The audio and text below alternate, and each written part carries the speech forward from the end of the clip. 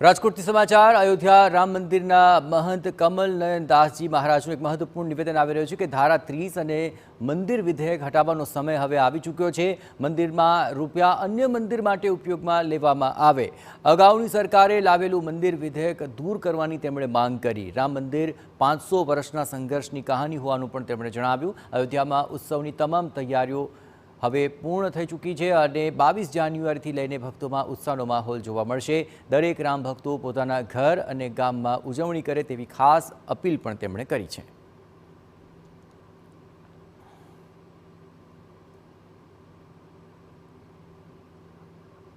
અયોધ્યામાં ભવ્ય રામ મંદિર હવે બનવા જઈ રહ્યું છે અને રાજકોટમાં અયોધ્યા મંદિરના જે महंत कमलनयन महाराज आ अपने तेन साथ बात की। महाराज जी क्या कहेंगे, भव्य उत्सव अयोध्या में किस प्रकार की तैयारी चल रही है? खूब तैयारी है, बड़े धूमधाम से खूब तैयारी। जो लोग आएंगे उनके स्वागत की सब रहने खाने पीने की सारी व्यवस्था की गई।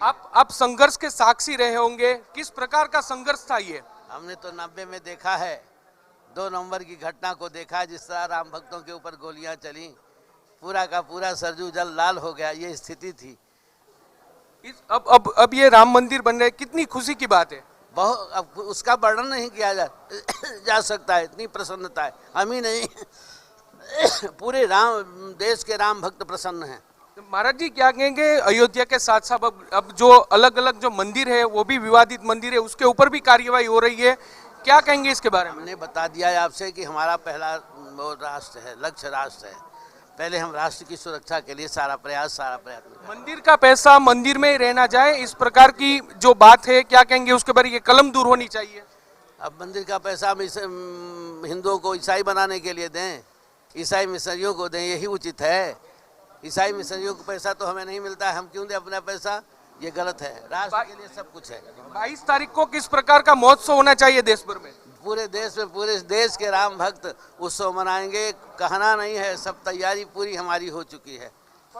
अयोध्याना जे राम मंदिरना कमलनयन महाराज छे ते राजकोट पहोंच्या छे અને 22 તારીખે ભવ્યથી ભવ્ય ઉત્સવ થાય તે માટેની તેમના દ્વારા અપીલ છે તે કરવામાં આવી છે। અયોધ્યામાં પણ ખૂબ ઉત્સાહનો માહોલ છે તે કહી રહ્યા છે। સાથે સાથે મહત્વની વાત કરી છે કે જેટલા પણ વિવાદિત મંદિરો છે તે વિવાદિત મંદિરોની આગામી દિવસોમાં તેને લઈને પણ યોગ્ય કાર્યવાહી થાય તેવી તેઓ આશા રાખી રહ્યા છે। કેમેરા પર્સન ભાવેશ લશ્કરી સાથે મોહિત ભટ્ટ, TV9 રાજકોટ।